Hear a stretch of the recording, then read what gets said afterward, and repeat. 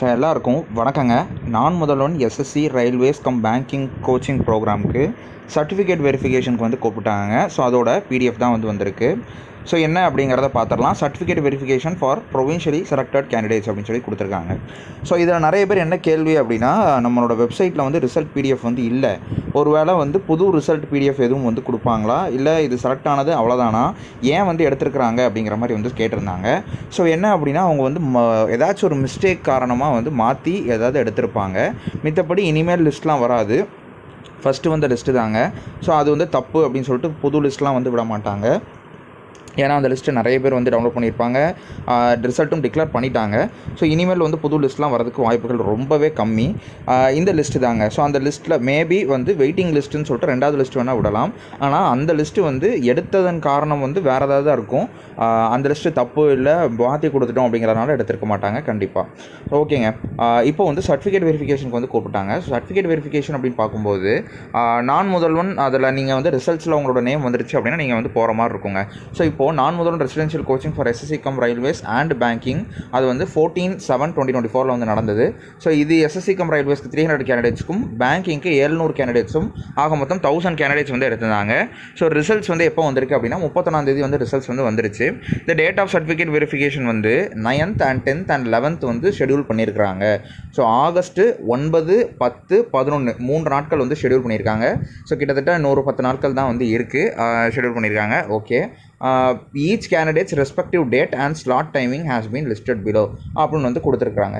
So ஒவ்வொருத்தருக்கும் சொல்லியிருக்கிறாங்க அப்படிங்கிற மாதிரி கொடுத்துருக்குறாங்க. இது என்ன அப்படின்னா, சென்னையில் வச்சுருக்காங்க, நந்தனத்தில் கொடுத்துருக்குறாங்க venue certificate verification so government arts college for men autonomous college அதில் இருக்கக்கூடிய ஆடிட்டோரியம் ஹால் உள்ளே போயிட்டு நீங்கள் கேட்டிங்க அப்படின்னா ஆடிட்டோரியம் ஹால் இருக்கும். ஸோ அந்த ஆடிட்டோரியம் ஹாலில் தான் ஷெடியூல் பண்ணியிருக்கிறாங்க. நந்தனமில் இருக்குங்க. ஸோ அண்ணா சாலை, நந்தனம், சென்னை 600-035. ஸோ இது அட்ரஸ் பார்த்துக்கோங்க. இதுதான் அட்ரஸுங்க. ஸோ இதில் இந்த காலேஜில் தான் உங்களுக்கு சர்டிஃபிகேட் வெரிஃபிகேஷன் நடக்க போகுது. ஸோ இப்போது நீங்கள் பார்த்தீங்க அப்படின்னாலே, the following are the list of original documents கண்டிப்பாக என்ன கொண்டு வரணும், நிறைய பேர் கேட்டிருந்தீங்க சர்டிஃபிகேட் வெரிஃபிகேஷனுக்கு என்ன கொண்டு வரணும் அப்படிங்கிறது. ஸோ அதையும் இதில் போட்டிருக்காங்க. சர்டிஃபிகேட் அதோட ஒரிஜினல் டாக்குமெண்ட்ஸ் கொண்டு வரணுங்க, மேண்டேட்ரின்னு சொல்லியிருக்கிறாங்க. கம்பல்சரியாக கொடுக்குற மாதிரி இருக்கும். Along with self attested photo copies, xerox இருக்கணுங்க.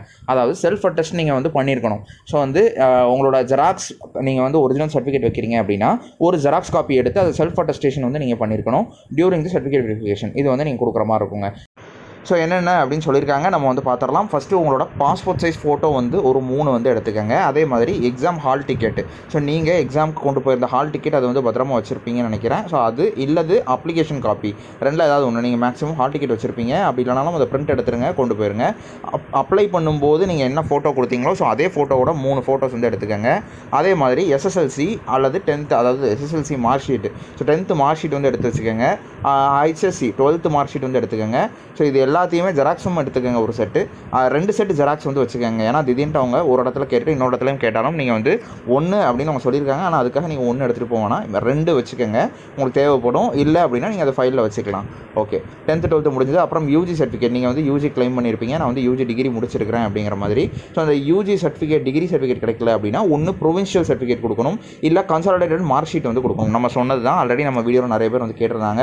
நம்மளும் இந்த சொல்லியிருப்போம். அப்புறம் என்கிட்ட டிகிரி சர்டிஃபிகேட்டில் என்ன பண்ணுறது அப்படிங்கிற மாதிரி. நீங்கள் இல்லை அப்படின்னா ப்ரொவின்ஷியல் சர்டிஃபிகேட் இருக்கும், அதை கொடுத்தா போதும். இல்லை கன்சாலிடேட்டட், சில பேர் ப்ரொவின்ஷியலே வந்திருக்காது. ஸோ அவங்களுக்குலாம் கன்சாலிடேட்டட் மார்க் ஷீட்டுன்னு சொல்லிட்டு கொடுத்துருப்பாங்க.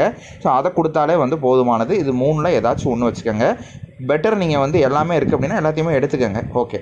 அடுத்து கம்யூனிட்டி சர்டிஃபிகேட்டுங்க. மெயினாக உங்களோட கம்யூனிட்டி சர்டிஃபிகேட் இருக்கணும். ஸோ அது மெயின். அதே மாதிரி nativity certificate. So nativity certificate நான் சொல்லியிருந்தேன், நிறைய பேர் வாங்க சொல்லியிருந்தேன். வாங்கலை அப்படின்னாலும் வாங்கிக்கோங்க. கிட்டத்தட்ட ஒரு 7 நாள் தான் ஆகும். நீங்கள் அப்ளை பண்ணீங்க, அப்ளை பண்ணிட்டு நேராக போய்ட்டு ஆஃபீஸில் போய்ட்டு சொல்கிற மாதிரி இருக்கும். இந்த மாதிரி நான் செலக்ட் ஆகிருக்கேன் சார், நீங்கள் கொஞ்சம் ஸ்பீடாக பண்ணி வெரிஃபை பண்ணுங்கள் அப்போ நீங்கள் சொன்னீங்க அப்படின்னா உங்களுக்கு கிட்டத்தட்ட 3 நாள் 4 நாளுக்குள்ளே கொடுக்குறக்கு அவங்களும் ட்ரை பண்ணுவாங்க. ஸோ அப்படி வாங்கிட்டு நீங்கள் போகிறது நல்லது. நேட்டிவ் சர்டிஃபிகேட் இல்லாதவங்க இல்லை அப்படின்னு சொல்லாதீங்க. அது உங்களோட சர்டிஃபிகேட் வெரிஃபிகேஷன் கேன்சல் பண்ணுற கூட வாய்ப்புகள் இருக்குது. அடுத்து Aadhaar card. So Aadhaar card எல்லாத்தையுமே இருக்கும், அதை எடுத்துக்கோங்க. 1 பிடபிள்யூடி சர்டிஃபிகேட். ஸோ இப்போ நீங்கள் பிடபிள்யூடி ரிசர்வேஷன் கிளைம் பண்ணியிருக்கீங்க அப்படின்னா நீங்கள் அந்த சர்டிஃபிகேட் வச்சுருக்கணும். அதை இஷ்யூ பண்ணவர் கண்டிப்பாக ஒரு கம்பெட்டன்ட் அத்தாரிட்டி, ஒரு கரெக்டான ஒரு அத்தாரிட்டியாக இருக்கணும். பிடபிள்யூடி ரிசர்வேஷனை அவைல் பண்ணுறதுக்காக நீங்கள் கொண்டு போகணும். ஸோ நார்மலாக நீங்கள் எடுத்துகிட்டு போக வேண்டியது இது எல்லாமே 10th 12th மார்க் ஷீட் வேணும், யூஜி டிகிரி மார்க் ஷீட் வேணும், கம்யூனிட்டி நேட்டிவிட்டி, ஆதார் கார்டு, இது எல்லாமே மெயின். ஃபோட்டோ கூட நீங்கள் சப்போஸ் மறந்தீங்கனாலும் அங்கே போய் எடுத்துக்கலாம். ஆனால் இது எல்லாத்தையுமே நீங்கள் வீட்டில் இருந்து கண்டிப்பாக எடுத்துகிட்டு போய் தான் ஆகணும். ஸோ இது எல்லாத்தையுமே ஒரு செட்டு வந்து முந்தின நாள் செக் பண்ணி வச்சுக்கோங்க. ஜெராக்ஸ் காப்பி 2 செட் வந்து போட்டு வச்சுக்கோங்க. ஏன்னா ஒன்று மட்டும் நீங்கள் கொண்டு போயிட்டு திடீர்னு நாங்கள் வந்து ஏதாச்சும் உங்களுக்கு இப்போ ஒரு எக்ஸாம்பிளுக்கு சொல்லணும் அப்படின்னா, ஹாஸ்டலுக்கு நீங்கள் வந்து ஒரு காப்பி கொடுக்கணும் ஒரு செட் அப்படின்னு சொல்லிடுவாங்க.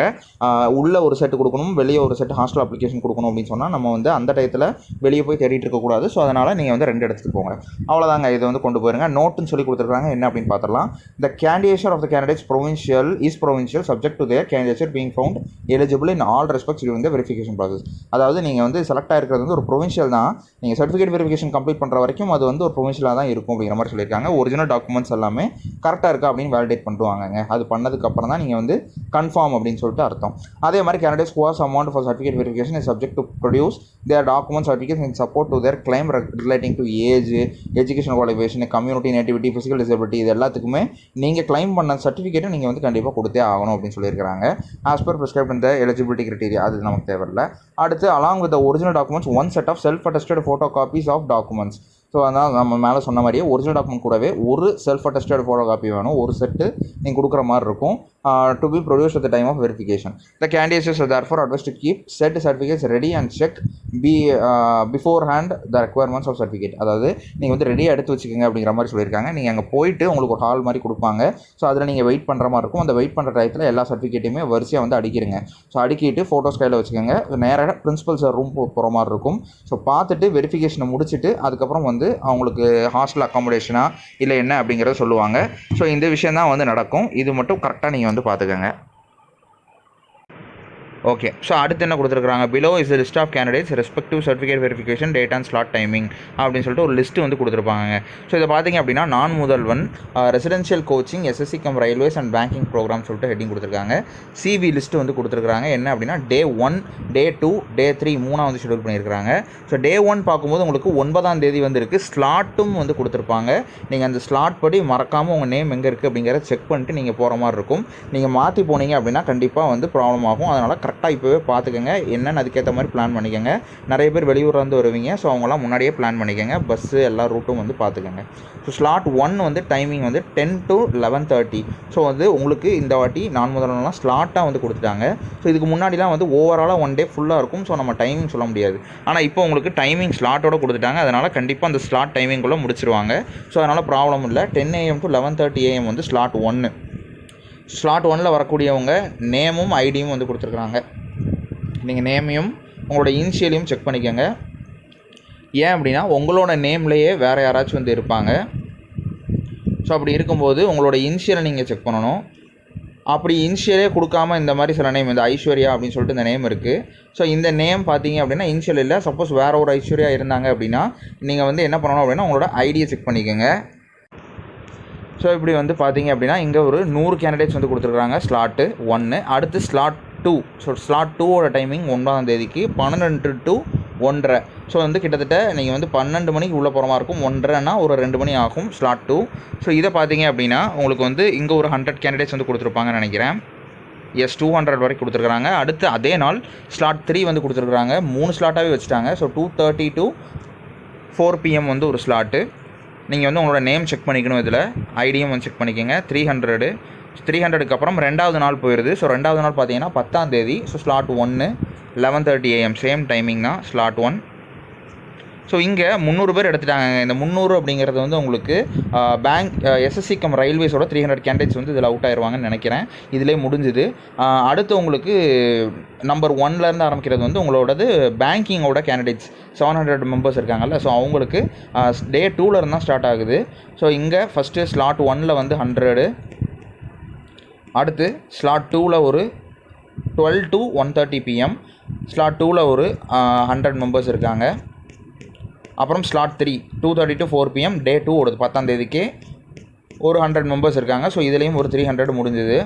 அடுத்து பார்த்தீங்க அப்படின்னா டே 3 11ஆம் தேதி வந்து 8வது மாதம். ஸோ உங்களுக்கு ஸ்லாட் 1 ஸ்லாட் 2 ஸ்லாட் 3 ஸோ 300லேருந்து ஒரு 400 வரைக்கும் வந்து ஃபஸ்ட்டு ஸ்லாட்டு இல்லைங்க 450 வரைக்கும் போட்டாங்க. ஸோ 300லேருந்து இப்போ இதை வந்து சீக்கிரம் முடிச்சு விடணும் அப்படின்னு சொல்லிட்டு 450 வரைக்கும் கொடுத்துருக்காங்க. அதுக்கப்புறம் 451லேருந்து உங்களுக்கு ஸ்லாட் 2 451லேருந்து 600 வரைக்கும் கொண்டு வந்துட்டாங்க. ஸோ அப்போது ஸ்லாட் 3ல் வந்து உங்களுக்கு 100 பேர் இருப்பாங்க. ஸோ 600லேருந்து 700 100 பேர் இருப்பாங்க. ஸோ நீங்கள் உங்களோட வேலை என்ன அப்படின்னா உங்களோட நேம் செக் பண்ணணும், உங்களோட ஐடி செக் பண்ணணும், டேட் டைமிங் வந்து பார்த்துக்கோங்க. ஸோ அதுக்கேற்ற மாதிரி நீங்கள் கரெக்டாக ரீச் ஆகிற மாதிரி பாருங்கள். ஸோ ஸ்லாட் 3 இருக்கீங்க, இப்போ ஒரு எக்ஸாம்பிளுக்கு 2:30 தான் எனக்கு வந்து, ஸோ அப்போ நான் வந்து ஒரு 1 மணிக்கு போனால் போதும்ல அங்கே அப்படின்னு நீங்கள் வந்து நினைக்க வேண்டாம். நீங்கள் வந்து முன்னாடியே போகிறது தான் நல்லது. ஸோ எங்கே என்ன ஆடிட்டோரியம் அப்படிங்கிறது ப்ளஸ் நீங்கள் பார்க்கணும். அதே மாதிரி பக்கத்தில் உங்களுக்கு பஸ் வசதியெல்லாம் இருக்காங்கிறது தெரியணும். நீங்கள் பாட்டுக்கு கரெக்டான டைமிங்கில் போகாதீங்க. ஒரு 2 hours 3 hours முன்னாடியே போயிருங்க. ஸ்லாட் 1ல் இருக்கிறவங்கலாம் காலையிலே போயிருங்க. ஸ்லாட் 2ல் இருக்கிறவங்க கொஞ்சம் முன்னாடி வந்துடுங்க. ஸ்லாட் 3யும் அதே மாதிரி தான், கிட்டத்தட்ட முன்னாடி போகிறது உங்களுக்கு நல்லது. ஒரு 2 hour முன்னாடியே போகிற மாதிரி வந்து பார்த்துக்கோங்க. ஸோ இதுதாங்க சர்டிஃபிகேட் வெரிஃபிகேஷனை பற்றி மொத்தமாக வந்து முடிஞ்சுது. ஸோ இதை பற்றி தான் வந்து இன்றைக்கி PDF ரிலீஸ் பண்ணியிருக்காங்க. தனியாக எல்லாருக்கும் மெசேஜ் வந்து போயிருக்கு அப்படின்னு நான் கேள்விப்பட்டேன். ஸோ நம்மளோட ஃப்ரெண்டு ஒருத்தவங்க வந்து சோர்ஸ் பண்ணியிருந்தாங்க. ஸோ அந்த ஃபோட்டோ நான் உங்களுக்கு காட்டுறேன். ஸோ அவங்களுக்கு நன்றி ஃபோட்டோ கொடுத்ததுக்கு. நான் அந்த ஃபோட்டோ டிஸ்ப்ளே பண்ணுறேங்க. ஸோ இதாங்க இந்த message. Dear candidate, your certificate verification for non-முதல்வன் residential coaching for railways cum SSC banking has been scheduled on 9th 10th 11th சொல்லி அவங்க டேட்டும் கொடுத்து, so the details regarding mandatory documents, venue, உங்களோட respective date, உங்கள் slot எல்லாமே வந்து இந்த லிங்க்கில் வந்து பப்ளிஷ் பண்ணியிருக்கோம் அப்படின்னு சொல்லிட்டு அவங்க non-முதல்வனோட லிங்க் வந்து கொடுத்துருக்காங்க. ஸோ நீங்கள் வந்து லிங்க் கொஞ்சம் அடிக்கடி செக் பண்ணுற மாதிரி இருக்குங்க இனிமேல். ஸோ என்ன அப்படின்னா இந்த லிஸ்ட்டு நீங்கள் இப்போ செலக்ட் ஆகிட்டீங்க அப்படின்னா உங்கள் ஸ்லாட்டை வந்து பார்த்துருவீங்க. செலக்ட் ஆகாதவங்க, நியர்பை மார்க்கில் எடுத்தவங்க கொஞ்சம் லிஸ்ட் அந்த நம்ம வெப்சைட்டை வெரிஃபை பண்ணிட்டே இருங்க. என்னென்னா அப்படின்னா இவங்க இன்றைக்கி சர்டிஃபிகேட் வெரிஃபிகேஷன் போகாதவங்க வந்து வெயிட்டிங் லிஸ்ட் வந்து க்ரியேட் ஆகும். ஸோ அந்த வெயிட்டிங் லிஸ்ட் வந்து அவங்க ரெக்ரூட் பண்ணுறக்கு ஒரு லிஸ்ட் விடுவாங்க. ஸோ அதனால் வெப்சைட்டை வந்து கொஞ்சம் செக் பண்ணிட்டே இருங்க. நம்மளும் சேனலில் வந்து அடிக்கடி ஏதாச்சும் வந்துச்சு அப்படின்னா உடனே வீடியோ போடுறோங்க. So okay, please verify and attend the certificate verification accordingly அப்படின்னு சொல்லிட்டு ஒரு மெசேஜ் வந்து உங்களுக்கு வந்திருக்கும். நீங்கள் வந்து பார்க்கல அப்படின்னா பார்த்துருங்க. ஸோ இதுதான் அங்கே மெசேஜில் இன்டிமேட் பண்ணுறாங்க. ஸோ PDFும் வந்து வந்திருக்கு, உங்களோட மெயிலையும் வந்திருக்கும்னு நினைக்கிறேன். ஓகேங்க, அவ்வளோதான் சர்டிஃபிகேட் வெரிஃபிகேஷன் பற்றி. வேறு எதுவும் டவுட்ஸ் இருந்துச்சு அப்படின்னா மறக்காமல் கமெண்ட் செக்ஷனில் சொல்லுங்கள். லைக் போட்டுவிட்டு பாருங்கள், அப்படின்னா தான் நிறைய பேருக்கு வந்து இந்த வீடியோ போய் ஹெல்ப் பண்ணுங்க. ஸோ ஓகேங்க, பார்க்கலாம்.